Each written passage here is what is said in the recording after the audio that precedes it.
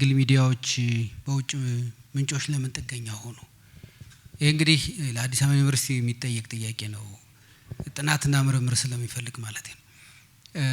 በእኛ ዳሰሳ ግን ሁለት ነገሮችን ማንሳት እንችላለን። የመጀመሪያው እነሱም ያነሱት ነው። ብዙ ጊዜ መረጃ ስለማትሰጡን ነው እኛ መረጃ ካለበት ቦታ ያገኘነውን የምንሰራው የሚል ነው። ሁለተኛው ደግሞ ቀላል ስለሆነ ነው። የተጻፈ የተቀመጠ እሱን ብድግ አድርጎ መሄድ በጣም ቀላል ነው። ፈልጎ መረጃ አስሶ እሱን ጽፎ ምናምን መሄድ በጣም ከባድ ነው። ትዕግስትም ይፈልጋል እና እሱን ልክ ቡፌ ላይ እንደተቀመጠ ምግብ ብድግ አድርጎ መሄድ ቀላል የሚሆንበት ጊዜ ስላለ ነው። የመረጃ የመስጠት ችግር እንዳለ ይሄ መንግስትን በተደጋጋሚ እኮ ያነሳዋል፣ ጠቅላይ ሚኒስትሩም ያነሱታል። ግን ይሄን አብረን ነው የምንፈታው። ይሄ ዛሬ ብልጽግና መንግስት ስላለ ትናንት ኢህአዴግ መንግስት ስለነበር ከዛ ስለ የመጣ ብቻ አይደለም። ባህላችን ራሱ ሚስጥራዊነት ነው።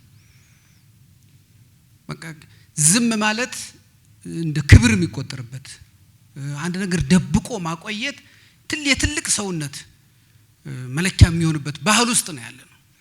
በዚህ ባህል ያደገውን ሰውዬ ነው ባለስልጣን አድርገን የምንሾመው። እሱ ነው ኮሚኒኬሽን፣ እሱ ነው መዝገብ ቤት ምናምን የሚሆነው። እና እነዚህ ሰዎች ደግሞ በእኛ ሀገር ዝም ያለ ሰው አይጠይቅም። የትኛውም ህግ ዝም ያሉትን ሰዎች አይጠይቅም። የሆነ ነገር ያደረጉ ሰዎች ይጠየቃሉ። ይሄን ለምን አረክ ተብሎ የሚጠየቅ ሰው አለ እንጂ ይሄን ለምን አላረክም ተብሎ ብዙ የሚጠየቅ ሰው የለም። እና በእኛም ጨዋ የምንለው ራሱ ምልክት ምንድነው? ጨዋ ማለት በሰፈር ውስጥ ለምሳሌ ቁጭ ብሎ ድንጋይ ላይ የሚውለው ልጅ ነው ጨዋ። ትንሽ ወደዚህ የሚሄደው ሰው ቀሽቃሻ ነው። እና እነዚህ ነገሮች የባህል ችግርም አለባቸው። እሱ ላይ ነው ደግሞ ህጎቻችን፣ አሰራሮቻችን የሚመጡት። አንዱ በሱም ይመጣ ነው። ሁለተኛው ደግሞ የመተማመን እጥረት አለ። የትረስት ዴፊሲት አለኝ ሀገር። እኔ ሁለት ነገር ላይ ያጋጠመኝን ላንሳ። የሰሜኑ ጦርነት እንደተጀመረ መከላከያ ላይ በነበረው የመከላከያ ጽሕፈት ቤት መግለጫ ይሰጥ ነበር እና የተወሰኑ ሚዲያዎች መግለጫውን እንዲከታተሉ እንልክ ነበር። ሚዲያዎቹ መግለጫውን ተቀብለው ቢቢሲ ገብቶ ፋናም ደርሶ ቤስም ሌሎችም ደርሰው ዜናው ከመሰራቱ በፊት ግን አየር ላይ ይውል ነበር። እንግዲህ እነዛ ሚዲያዎች ብቻ ናቸው 7 8 9 ሚዲያዎች ናቸው የተገኙት። እንዲህ አዳራሽ ላይ የተገኘ መረጃ አይደለም። እነዛው ሰዎች ናቸው። በኋላ የቀነስን ማጣራት ጀመር። 6 5 4 3 እያደረግን ስንመጣ የሆነ ሰው ሲቀነስ ያ ሚዲያ ከአየር ላይ ጠፋ። ስለዚህ ያ ሰውዬ ለሚዲያው ከመስጠቱ በፊት ለሌላ ልኮ በሱ ገንዘብ አግኝቶ ሲጨርስ ገንዘብ የማያስገኘው ለሚዲያው ይሰጥ ነበር ማለት ነው። ስለዚህ ብዙ ጊዜ መንግስት መስሪያ ቤቶች ጋር በዚህ ጉዳይ ላይ እንወያያለን። ለምን ነው መረጃ ማሰጡት? እኛ መረጃ ሰጠን መረጃ የሰጠንባቸውን ጉዳዮች በትክክለኛው መንገድ ከመስራት ይልቅ ሌላ ቦታ ላይ ነው የምናገኛቸው የሚል ያለመተማመኑን ራሳችን የሚዲያው ማህበረሰብ ፈጥረነዋል ደሞኛ። ስለዚህ ይሄ ባህሉ መጀመሪያ ላመጣለት ሰው ማለት ባህሉ እሱን ለሚደግፍለት ሰው፣ እኛ ደግሞ አለመተማመኑን ስንጨምርለት እኔ ምን አስጨቃጨቀኝ ዝም ብል ማን ይጠይቀኛል ብሎ እንዲያስብ አድርገናል። ስለዚህ አንዱም ማጥራት ያለብን እኛ ነን። ታማኞች ነን መገኘት መቻል ያለብን። ክቡር ጠቅላይ ሚኒስትሩ የመሩት መድረክ ላይ የተነጋገርንበትን ጉዳይ እሳቸው ይሄን ከናንተ ጋር ነው ማወራው ለሚዲያ የሚውል አይደለም ብለው የነገሯችሁን እኮ ለሚዲያ ያውላችሁታል። ይሄ ለእናንተ ነው ተብሎ ይሄ ከናንተ ጋር ማወራው እንደ አባትና ልጅ የምንጨዋወተው የሀገሬ ጉዳይ ነው ብለው የተነገረውን የሚያወጣው ሰውዬ እንዴት ይታመን? አንዳንዴ ችግሩን ራሳችንን እንፈጥረዋለን። ልክ ይሄ ምንድነው የሚባለው የእስር ቤት ሰንሰለት የሚያመርተው ሰውዬ ብዙ ጊዜ በጣም የተሻለ ተቀባይነት እንዲኖረውና ገዢ እንዲኖረው ማንም እስረኛ እንዳይሰብረው አድርጎ ነበረ ሰንሰለቱን የሚሰራው ይባላል። እና በኋላ እሱ ሲታሰር ማንም እንዳይፈታው አድርጎ ስለሰራው ፈቶት መሄድ እንደማይችል ገባው ይባላል። እና አንዳንዴ የምንሰራው ሰንሰለት እኛኑ መጨረሻ ሊያስረን እንደሚችል ማሰብ ያስፈልጋል። በመንግስት በኩል ያሉትን ለመፍታት እየተሞከረ ነው። ክቡር ጠቅላይ ሚኒስትሩ የ100 ቀን እቅድ በተገመገመም ጊዜ ሌሎችም ጊዜ ተቋማት መረጃዎቻቸውን አቬሌብል ማድረግ እንዲችሉ ሶሻል ሚዲያዎቻቸውን በትክክል እንዲጠቀሙ ሶሻል ሚዲያዎቻቸውን ከባለስልጣናት ጉብኝትና ሪባን ቆረጣ ያለፈ የመገናኛ መስሪያ ቤቶቻቸውን መረጃ እንዲያቀርቡባቸው ለማድረግ እየተሞከረ ነው። ግን በአንድ ጊዜ አይመጣም። በተለይ የዲጂታል ሚዲያ ደግሞ መምጣት ሰዎችን ትንሽ ከጨዋነት ወደ ባለጌነት እየወሰደ ነው። የመስሪያ ቤቱን መረጃ እሱ በትክክለኛው በተሾመበት ከመስጠት ይልቅ ለሆነ አካል በመስጠት መሄድ በቃ ይሄ ድሮ የሐሜቱ ባህላችን አሁን ለዚህ ለዲጂታል ሚዲያው ረድቶናል። የጎንዮሽ የሹክሹክታው ባህል ቡና ላይ ሰዎች የማማት ፊት ለፊት ከመናገር ይልቅ በሆነ ነገር የሚናገረው ሰው የመወደዱ ባህላችን ደግሞ መጥቶ እሱ ላይ እየረበሸብን ነው እንጂ ችግሩ የእናንተ ብቻ አይደለም። ችግሩ በሁለት ወገንን ያለ ነው። ግን እየተነጋገርን ያለ ነው ብሔራዊ ጥቅም ላይ በመሆኑ የተነሳ በብሔራዊ ጥቅም ጉዳይ መረጃ ካጣን አለመስራቱ ነው የሚመረጠው። አለመስራቱ ነው የሚመረጠው። አንድ ሰው ለምሳሌ የእናንተ የምታውቁት ዘመድ ሆስፒታል ገብቶ ሐኪሙ የጤናውን ጉዳይ ምን እየሆነ እንደሆነ ባይነግራችሁ እንዴ በግምት ሰውየው ሞተ ተብሎ መሰራት የለበትም። በምን መልኩ ሰውየው ይጎዳል? ምንም አለመስራቱ ምንም ይጎዳው ነገር የለውም። ሰውየውንም ቤተሰቡንም አይጎዳም። አገርም ልክ እንደዛ ነው። አንዳንዴ የምናመጣው ጉዳት የማይመለስ የሚሆንበት ጊዜ አለ። በአገር ላይ የሚመጣ ይሄ መስሪያ ቤት ባለስልጣናት ሌሎቹ ችግር የለውም። በአገር ላይ የሚመጣ ጉዳት ግን በጣም ከባድ ነው። ወደ ኋላ የማይመለስበት ጊዜ ስላለ እሱ ላይ ጥንቃቄ መደረግ ያለበትና በእኛ ግምት አንደኛ በጣም ቀላሎች ናቸው ከውጭ የምናገኛቸው መረጃዎች። ቢቢሲ ሙሉ የሰራውን እሱን ገልብጦ መውሰድ በጣም ቀላል ነገር ነው። ሁለተኛ ደረጃ ደግሞ እንደገና ከዚህ መረጃ እናገኝም የሚለው ነገርም ሰዎችን ወደዛ ይገፋቸዋል የሚል ነገር ነው እያየን ያለ ነው። እሱን በእኛ በኩል መፈታት ያለበትን ለመፍታት ጥረት እየተደረገ ነው። ለውጭ ማህበረሰብ የሚሆን ሚዲያ ለምን አይሰራም? እሱ እንግዲህ ጅማሬዎች አሉ። ሚዲያን አሁን በዓለም ላይ ባለበት ነገር ማቋቋም በጣም ውድ ነው። አሁን ባለበት ሁኔታ ውድ ብቻ ሳይሆን ውድድሩን በጣም ፈታኝ ነው። ስለዚህ ከዲጂታል በጣም ቅርብና ምናልባትም ርካሽ ከሆነው ከዲጂታል ጀምሮ ወደ ከፍተኛው መሄድ ያስፈልጋል በሚል እነ ፒኦኤ እና ሌሎቹንም እያደራጀና እየደገፍን ያለ ነው። በዛ እሳቤ መሰረት ነው። ይሄ ብሔራዊ ጥቅሞቻችን ምን ናቸው? ብሔራዊ ጥቅሞች ይበየናሉ እንጂ ተዘርዝረው አያልቁ። ምንድነው የብሔራዊ ጥቅም ብያኔ የሚለው ላይ ነው እንጂ የምንስማማው እያንዳንዱን እየዘረዘርን ልንሄድ የምንችላቸው ጉዳዮች አይደሉም። ነገር ግን ይሄንን መንግስታት ናቸው የሚበይኑት። አንዳንዴ የመንግስትና የሀገር ጉዳይ እኛ ጋር ባሉ እሳቤዎች ይምታታሉ። መንግስት ለምሳሌ የአባይ ግድብ ዋና ጉዳይ ነው ብሏል እና ይሄ መንግስት ነው እኮ። አገር እኮ ሌላ አፍ የላትም። የአገር አፏ መንግስት ነው። ህዝብ እኮ የትም ቦታ ተሰብስቦ አናገኘውም እኮ። ህዝብ የሚባለው ነገር ተሰብስቦ አናገኘውም። ህዝብ ተሰብስቦ የሚያመጣው መንግስት ነው። በዓለም ላይ ይህ በሰመሪያው ትልቁ የሰው ልጅ ስልጣኔ የሚባለው እኮ መንግስትን የመሰረተበት ስልጣኔ ነው። ከብዙ ነገሮች ተጉዞ መጥቶ ትንንሽ ዛሬ በታሪክ የምናውቃቸውን ስቴቶች ሲመሰርት መንግስት ነው የተመሰረተው። ትልቁና ውስብስቡ የሰው ልጅ ፈጠራ መንግስት ነው እና የብሔራዊ ጥቅምን የአገርን ጉዳይ የሚናገረው መንግስት ነው። ሌላ ማንም ሊናገር አይችልም። የአካባቢያችንን ያለንን ታሪክ ብትሄዱ አገር ፈረሰ የተባለው መንግስት ሲፈርስ ነው እንጂ የአገር ድንበር እኮ ብዙ ጊዜ አይነቃነቅም። ለምሳሌ የሶማሌም ፈረሰ ስንል የሶማሌ ድንበር የትም አይሄድም። የሱዳን ድንበር የትም አይነካም እኮ። የየመን ድንበር እኮ ማንም አልነካው። የየመን መንግስት ነው የፈረሰው። አገር ፈረሰ የተባለው መንግስት ሲፈርስ ነው። አገር ኖረ የተባለው መንግስት ሲኖር። የኢትዮጵያ ለምሳሌ ከፍና ዝቅ ይል ነበር ድንበሯ። በጣም የጠበበችበት ጊዜ አለ፣ በጣም የሰፋችበት ጊዜ አለ። ኢትዮጵያ አለች እያልን ሁሉ ጊዜ የምንናገረው መንግስት ስላለ የመንግስት ልውና ነው ቀጣይነቱ ነው የሄደው እንጂ የኢትዮጵያ ግዛት ሲጠብ ሲሰፋ ነው የኖረው። እሱን ከተከተልን እኮ ኢትዮጵያ የሌለችበት ጊዜ ነበር ልንለው አልነበር።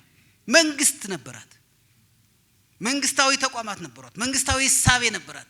ህዝቡም መንግስት ብሎ የሚኖርበት እሳቤ ነበረው። ቅድም ህሊናዊ ያልነው ማለት ነው። ንጉሱን ሳያገኘው ምን ሳያገኘው በህግ አምላክ እያለ የኖረው የመንግስት እሳቤ ስላለው አገር የሚባለው አንዱ ትልቁ ነገር እሱ። ስለዚህ መንግስታት ብሔራዊ ጥቅምን ይበይናሉ። ምን ናቸው የምናገኛቸው? መቼ ነው እንደዚህ ባለው ውይይት? ከዚህ በፊት ለምሳሌ የሚዲያና የኪነ ጥበብ ሰዎች ጋር ስልጣናዎች ነበሩ፣ ውይይቶች ነበሩ። እንደዛ ባሉ ውይይቶች ነው ከመንግስት ጋር በመናደርጋቸው ውይይቶች ነው እነሱን ልናቃቸው የምንችላቸው እንጂ ተዘርዝረው እንደ ህገ መንግስት ሊቀመጡ የሚችሉ ጉዳዮች አይደሉም። የታሪካዊ ጠላት ጉዳይ ወደን ያመጣ ነው አይደል? ሰው መቼም በታሪኩ ጎረቤቱን አይመርጥም። በተለይ እንደ በቃ አገር ጎረቤቷን ልትመርጥ አትችልም። መኖር ነው ያለብን፣ ወይ ተፋቅረንም ተጣልተንም እንኖራለን እንጂ እንደዛው። ኢትዮጵያ ደግሞ በታሪኳ ውስጥ ከጥንት ዘመን ጀምሮ ከዛሬ 5000 እና 4000 ዘመን ጀምሮ የኢትዮጵያ ታላቅነትን እንደነሱ ውድቀት፣ የኢትዮጵያ ውድቀትን ደግሞ የነሱ ታላቅነት አድርገው የሚቆጥሩ አካላት አሉ። ለዚህ ነው ታሪካዊ የምንላቸው። በብዙ ዘመናት የቀጠሉ ነው። በኢትዮጵያ መንግስትን በማፍረስ አገር በመበጥበጥ ደግሞ የነዚህ እጆች የታሪክ ያሳያቸዋል። በየዘመናቱ እጆቻቸው አሉበት። ለምንድን ነው?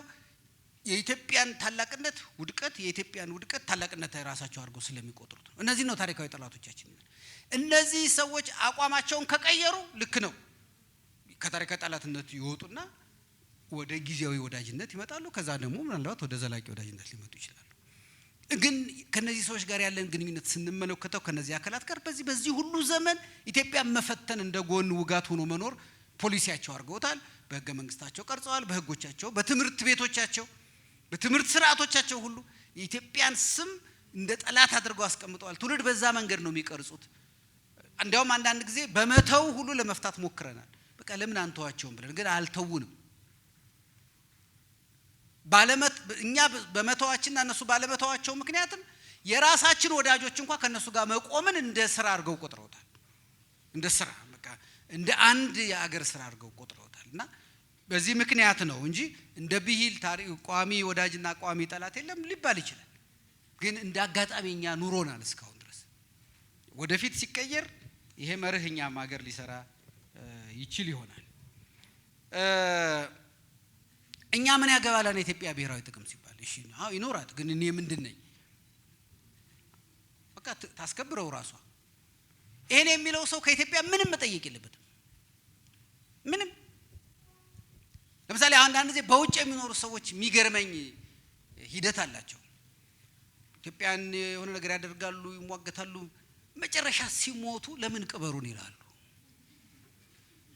ማን ባስጠበቀው አገር ነው ማን መጥቶ ቢቀበረው? አገር ዝመት ብትባል እኮ ያንን ምን ዘምተው? አሜሪካዊው አይዘምትም፣ ጃፓናዊ አይዘምትም፣ ጀርመናዊ አይዘምትም። እኔና እናንተ ነን ምን ዘምተው? እሺ እኛ ዘምተን ባከበርናት ሀገር ለምን ታዲያ ሌላ ነገር ይፈልጋሉ? ጀግነታቸውን ቀይረዋል፣ ፓስፖርት ወስደዋል። የኛን ችግር ላለመካፈል መርካቶ ቢወደድና ቢረክስ እኔና እናንተ ነን የምንጎዳው ሄደዋል።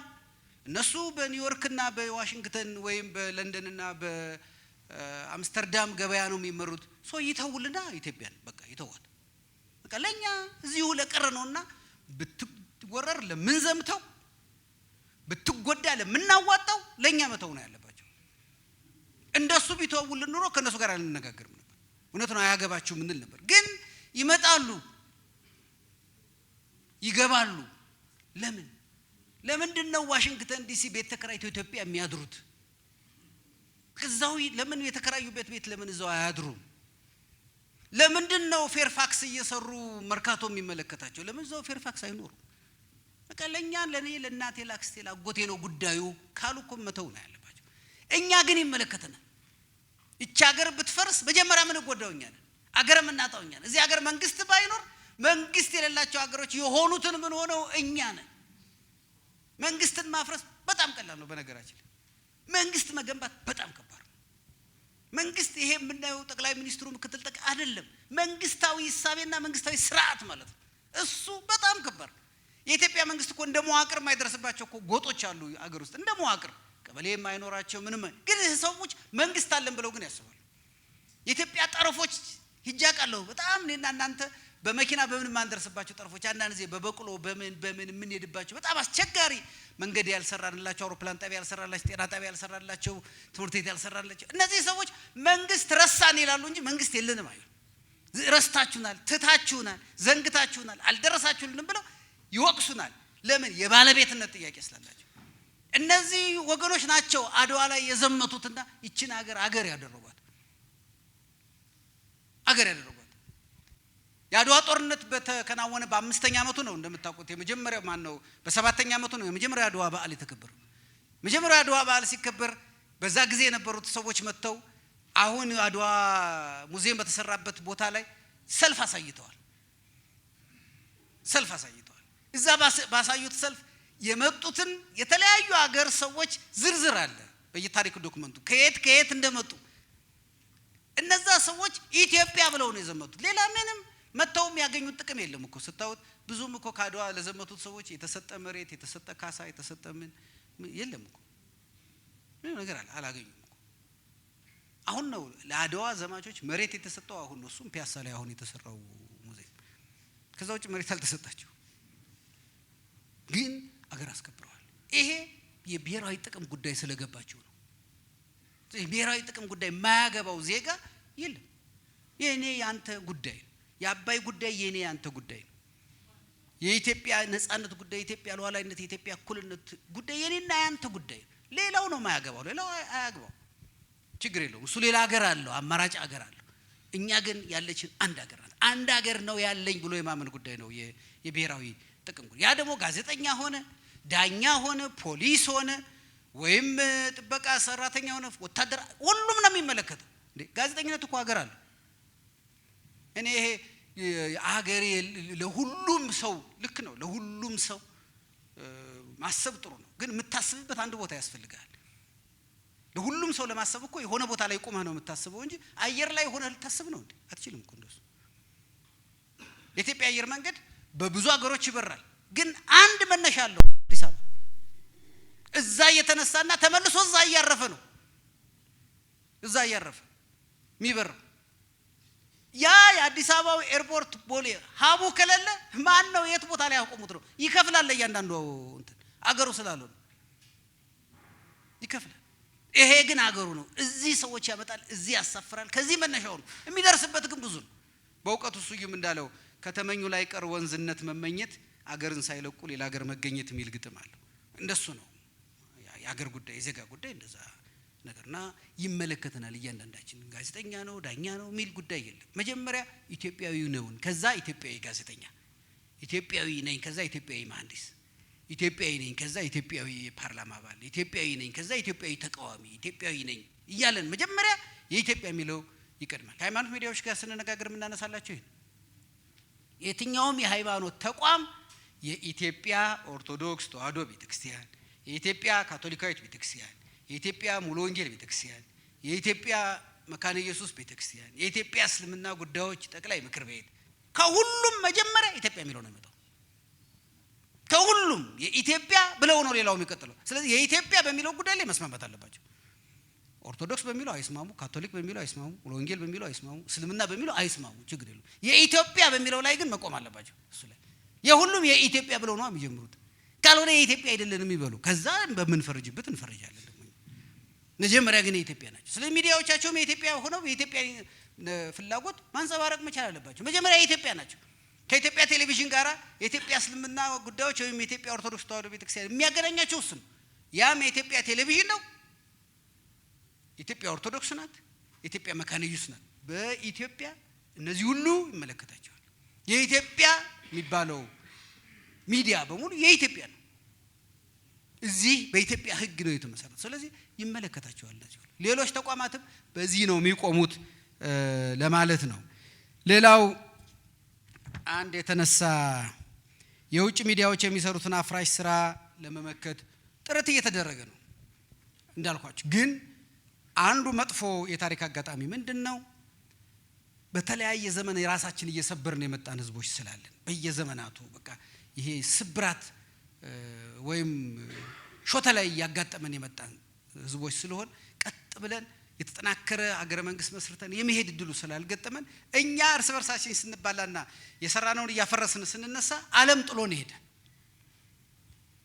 ዓለም ጥሎን ሄደ። ለምሳሌ ከብዙ አፍሪካ ሀገሮች በህትመት ሚዲያ እንቀድም ነበር። በዜና ኢዜአን በመመስረት እንቀድም ነበር። ሌላው ቀርቶ በሬዲዮ እንቀድም ነበር። የራሳን አገር ሚዲያ በማቋቋም እንቀድም ነበር። ግን እኛ የሆነ ቦታ እንሄድና እንደዛች እንደ ጥንቸሏ ሩጠን ምንተኛው ነገር አለ የሆነ ቦታ ላይ ለጥ ብለን እንገኛለን ሌላው አልፎን ይሄዳል እኛ ከዛ ካናሎጉ ሳንላቀቅ ዲጂታል የሚባለው መጣ እሱ ጋር ገና ስንታገል አርቲፊሻል ኢንተለጀንስ የሚባለው መጣ እሱን አሁን ሳንደርስበት ኤክስ የሚባል ደግሞ ይመጣል እና እኛ ለመድረስ ሆነ ድሮ እኛ ጋር ለመድረስ ነበር ሰዎች አሁን ሌሎች ጋር ለመድረስ ሆነ ይሄን እኮ ነው ቅድም የብልጽግና ሐሳብ የምላችሁ እሱ ነው በቃ አሁን ቶሎ ብለን መድረስ መቻል አለብን እንደ ድሮም ይጠብቀን የለም የሁለተኛው ዓለም ጦርነት መጀመሩን የአንደኛው ዓለም ጦርነት መጀመሩን ኢትዮጵያ ውስጥ ለመስማት ብዙ ጊዜ ፈጅቷል እዚህ በደቡብ ምዕራብ ኢትዮጵያ የሆነ አንድ ቦታ አለ ቅርደሞዝ የሚባል ተራራ ዲማ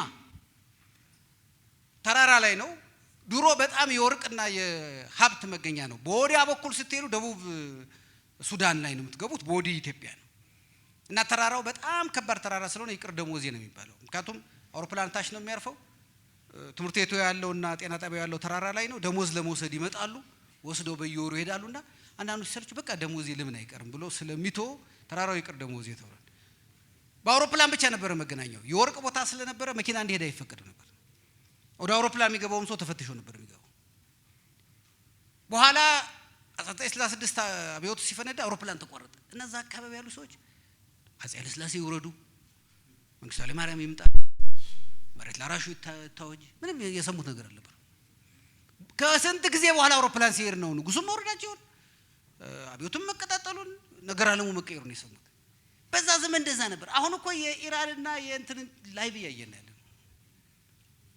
እዛ ዘመን ላይ የኛ እሳቤ በዚህ ሆኗል ወይ ኢንፍራስትራክቸሩ ዲጂታል መሆኑ ብቻ ሳይሆን አይምሮአችን አናሎግ አሰራራችን ዲጂታል ነው እሳቤያችን በአናሎግ ያሰብን በዲጂታል ለመስራት በመንሞክረው ነው አሁን ያለው ነገር የተፈጠረው እና እሱን አስበን ካልሰራን እሱን አስበን ካልመጣን ቅድም የተባለው ነገር ሊመጣ አይችልም የመመከቱ ጉዳይ የሚመጣው በዛ ነው በዚህ መንገድ መጣ ስለዚህ አሁን እያንዳንዱ ሰው እጁ ላይ ነው የተሳሳተው መረጃም ትክክለኛው መረጃም ያለው አሁን ልክ የዜጋ ቅድም ዶክተር ቢቂላ እንዳለው የኢትዮጵያዊ አርበኝነት ይሄ አድዋ ላይ ያዘመተው አይነት አርበኝነት የዜጋ አርበኝነት ያስፈልጋል ይሄማ ሀገሬን ይጎዳል እንዴ አንድ ሰው ኢትዮጵያ አትሂዱ ሲባል እንዴ ይሄ እኮ የኔን ቤት የሚጎዳ ነገር እኮ ነው እንደዚህ አይነቱንማ መልስ መስጠት አለብኝ የሚል ዜጋ እንዲፈጠር ማድረግም አለብን እንደ ሚዲያ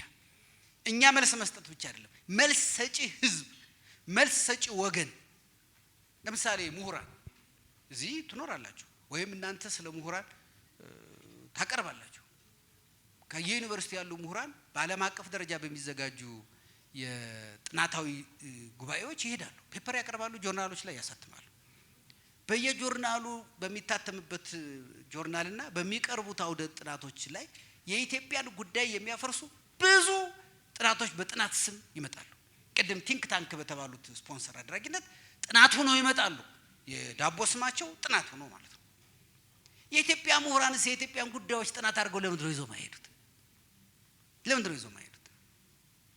ለምንድነው እነዛ መድረኮች ላይ የሀገርን ጥቅም ማስከበሪያ ማናደርገው አርበኝነት እንዲህ አይነት ቦታዎች ላይ ሊገባ ይገባል ማንኛውም ኢትዮጵያዊ ውጭ ሀገር ለጉብኝትም ለምንም ሲሄድ የሀገሩን ጉዳይ ሲቀርብለት ለምንድነው ማይሟገተው እንዴ እና አብዲስ አጋ ምንድነው ያደረጉት ሮም ላይ እንደዚህ ማታረጉም ለምን አለ አሁን እሱ የሮማንን ኢምፓየር ጥዬ ሮምን አሸንፌ ብሎ ነው አይደለም ግን በቃ ዜጋ እንደዛ ማድረግ ያለበት እንደዛ አይነት ዜግነት እንዲፈጠርም ማድረግ መቻል አለብን የጋዜጠኛ ሐሳቢያችን ምሁራኑ ማስቡበት እኛም እንደ ሚዲያ እናስብበት የጋዜጠኝነት ብቻ አይደለም ብዙ ነገሮቻችን እንዳለ ኮፒ የመደረግ ጣጣ ገጥሟቸዋል ለምሳሌ ፖለቲካ በእኛ ሀገር ፖለቲካ እና ተቃውሞ እኩል የመጡ ናቸው ወደ ኋላ ሄዳችሁ ዶክመንቶቻችንን እዩ 1927 ዓመተ ምህረት የጣሊያን ወረራ ሲገፋ አዲስ አበባ ከተማ ላይ የተለጠፈ አንድ ወረቀት አለኛ ጋር ዶክመንት ተደርጓል አገር ሊጠፋ ነው መንግስት ሊፈርስ ነው የሚል ፖለቲክ የምታወሩ ሰዎች ረፉ ይላል ፖለቲክ ማለት አገር ሊጠፋ ነው መንግስት ሊፈርስ ነው የሚሉ ማለት ነው ረፉ ተው ይላል ፖለቲክ እንደዛ ያኔን መጣ በኋላ እነ ራስ ወልደ ጊዮርጊስ ባደረጉት እንቅስቃሴም ደግሞ እንደዚሁ የነሱን ቡድን ፖለቲክ ለመስራት የተሰበሰበ ቡድን ነው የሚለው መንግስት የሚሰራው እንደ ፖለቲካ ያየው ተቃዋሚው የሚሰራው እንደ ፖለቲክ ነው የሚያዩት እና በኋላ ደግሞ ይባስ ብሎ 1960ዎቹ በኋላ ደግሞ ይሄ የሶሻሊዝሙና የምኑ የተማሪዎች እንቅስቃሴ ሲመጣ ደግሞ ፖለቲካ ተቃውሞ ሆኖ መጣ በቃ እሱ አሁን እንደተጣባን አልተላቀቀንም ሚዲያው እሱን ተከትሎ ስለመጣ ሚዲያ የፖለቲካ መሳሪያ ሆኖ ነው የመጣው ስለዚህ ሚዲያና ተቃውሞ ተጋብተዋል አንዱ አሁን እና ሃይማኖት በቀጣይ ሂደት ፍቺ ሊፈጽሙላቸው የሚገባው እሱ ነው ሚዲያና ተቃውሞ ያላቸውን ያልተቀደሰ ጋብቻ ወደ ፍቺ መውሰድ ያስፈልጋል ሚዲያ እንደሱ አይደለም እንደምንለው አይደለም ለዚህ ነው ሰውንም እሱን ስላስለመድ ነው ቅድም የክሊክ ቤት ነው እንዳለው ያስለመደው ክፉ ነገር ካልጻፍን ሰው ለመስማት ፈቃደኛ አይደለም ኢትዮጵያ ሁለት ነገር ለመስማት ዝግጁ ነው አንድ ክፉ ነገር ሁለት የሚያለቅስ ሰው ሚዲያዎቻችን ላይ የሚያለቅስ ሰው ከመጣ ሁሉም ሰው ለመስማት ዝግጁ ነው ለዚህ ነው አሁን ለምሳሌ ቀልደኞቻችን እኔ ከተስፋዬ ካሳ በኋላ ቀልደኞቻችን ብዙ የሉ ለምን ከቀልዱ ይልቅ የሚያለቅስ ሰው የተሻለ ተሰሚነት አለው የተጠያቂነቱንም ድንበር ያልፈዋል ማንም ሰው አይጠይቅም እንደው የፈለገው ቢሆን እኔ ብዙ ጊዜ እንደዚህ ሽምግልና ስንቀመጥ እንኳን ከሚያስረዳ ሰዎች ይልቅ የሚያለቅሰውን ሰውዬ ሰዎች ማመን እንድላላቸው እንደው የፈለገ ቢሆን ወንድ ልጅ ያለቅሳል ብሎ ይከራከርለታል እንደው ይሄንም አርጎ ሊሆን ይችላል እንዴም በድሎ ግን እንደው ወንድ ልጅ እንዲህ ካለቀሰማ እንደው አንድ ነገር አለው ማለት እገሌ እንዲህ ባውን ይወረደ አሁን ይሄ ውሸትም ነው የምትለኝ ሰውየው ያቀረበው ማስረጃ እኮ ይሄው ቢሆንም እንደው አንድ ምክንያት አላለቀሰም ተውሎ የመገመት ነገር አለ ይሄ ልማድ ነው አሁን ሚዲያዎቻችን ይሄን ቅኝት ተከተለን መሄድ አለብን ወይስ መስበር አለብን ሚዲያ የሆነው የተማርነው የሰለጠነው 4 አመት 5 አመት የተማርነው ይሄን ለመስበር ነው እንጂ ይሄው መልሶ እንዲቃኝን ምን ትምህርት ያስፈልገዋል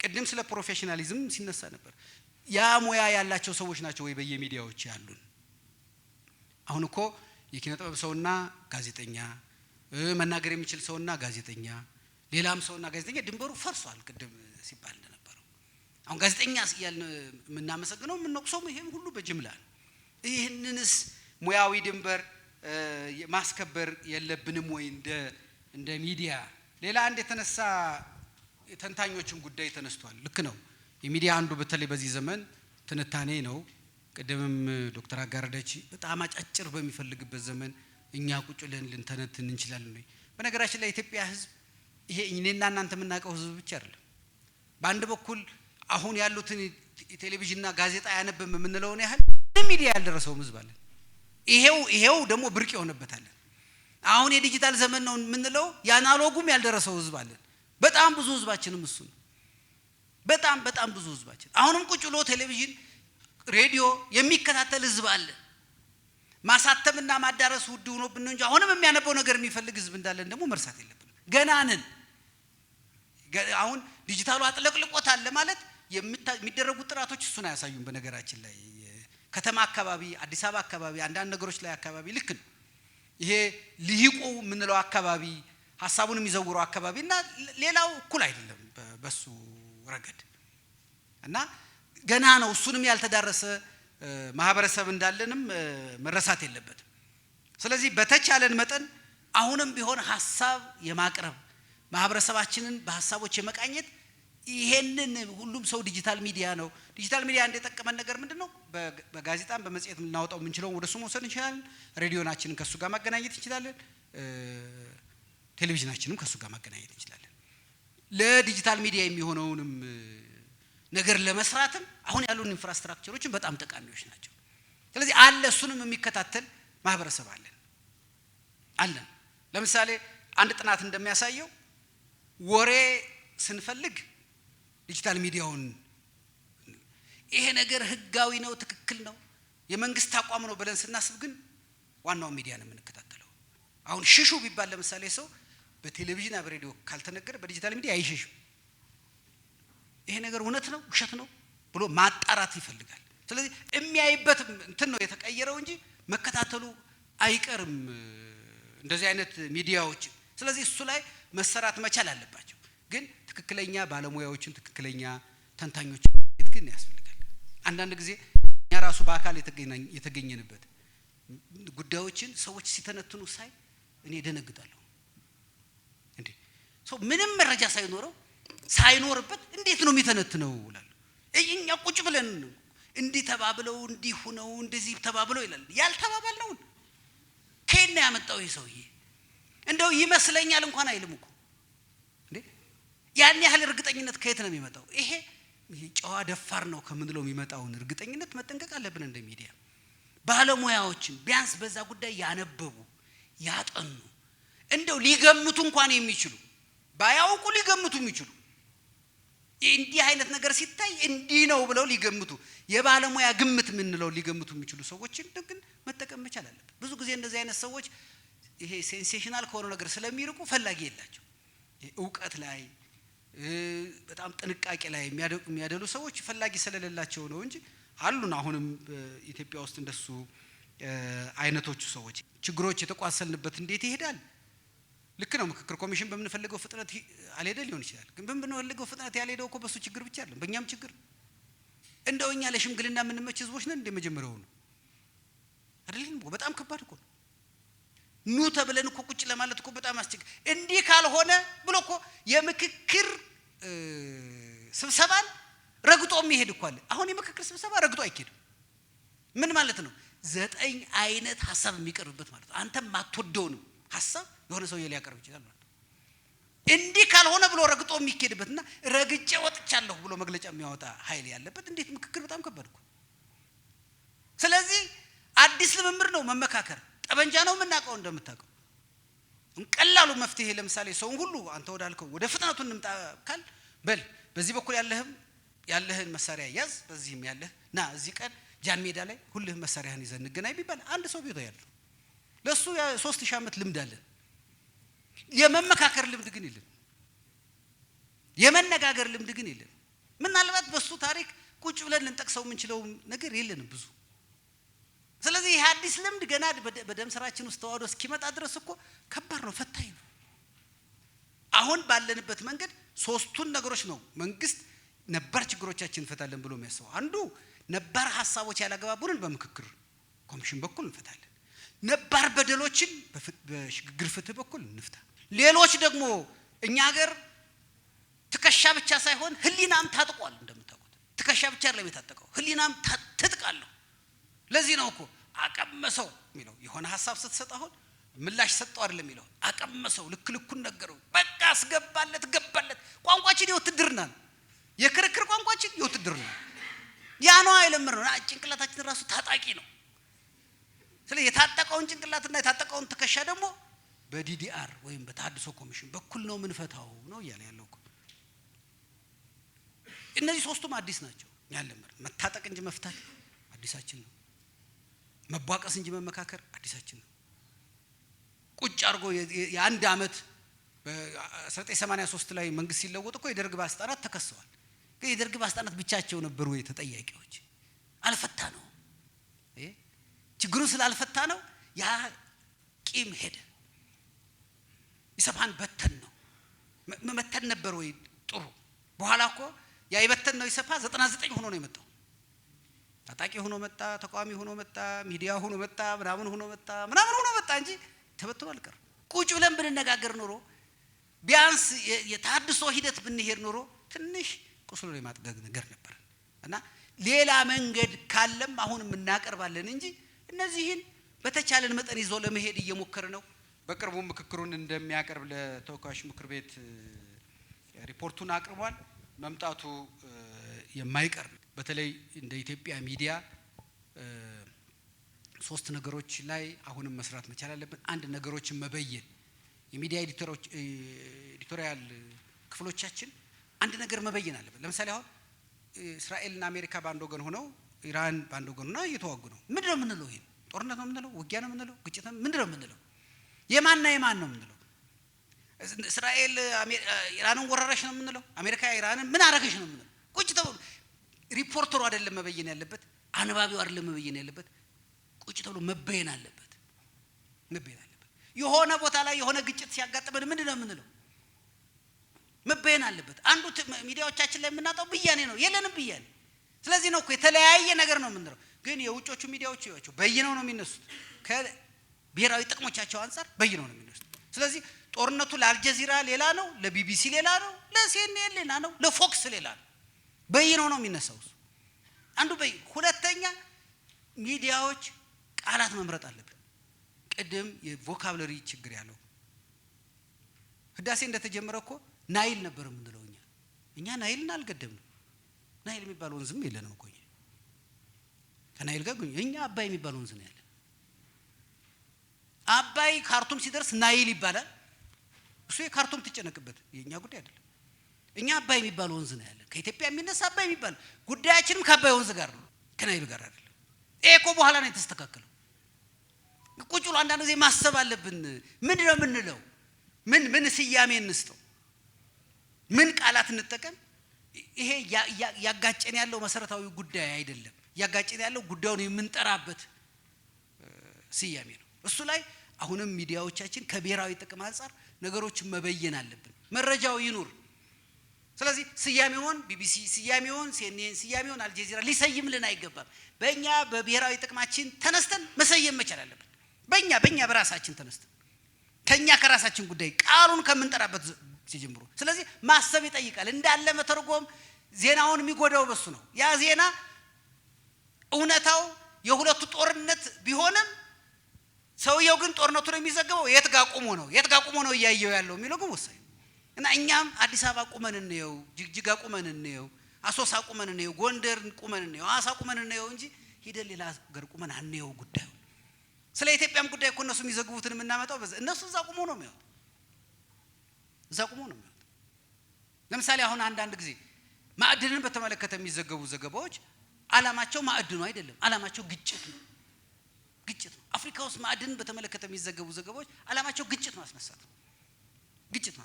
ስለዚህ ቁጭ ብለን ማሰብ አለብን እኮ ለምንድን ነው እዚህ ቦታ ላይ እንዲህ አይነት ነገር አለ ብሎ የሆነ ሚዲያ ሲዘግብ እውነት እሱ ኢንቨስትመንት ሊስብልን ነው ብሎ ማሰብ እንፈልጋለን እኮ። ማሰብ አለብን። ምን ሊያደርግ ነው? ለምንድን ነው ይሄንን የፈለገው ብለን ከዛ ጀምሮ ማሰብ ይኖርብናል። በአጠቃላይ ግን ብሔራዊ ጥቅም የሀገርን ህልውና የመጠበቅ ጉዳይ ነው። የሀገርን ሉዓላዊነት የመጠበቅ ጉዳይ ነው። የሀገርን ጥቅሞች ናቸው። ከፓርቲ ይዘላል፣ ከአንድ መሪ ይዘላል። አባይ ተገደበ። አቶ መለስ ነፍሳቸውን ይማር አስጀመሩት፣ ይመሰገናሉ። አቶ ኃይለ ማርያም አስቀጠሉት፣ ይመሰገናሉ። ዶክተር አብይ መጡ፣ አስጠናቀቁት። በቃ ብሔራዊ ጥቅም ማለት እኮ እሱ ባይሆን ኖሮ ይቆም ነበር። የኢትዮጵያ ጥቅም ባይሆን ኖሮ ምን ያለፋል ሰው? የኢትዮጵያ ጥቅም የሚባሉት እነዚህ ናቸው።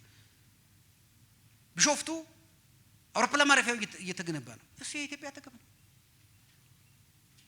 ከዶክተር አብይ ጋር ወይ ከብልጽግና ጋር የሚገናኝ ነገር የለውም።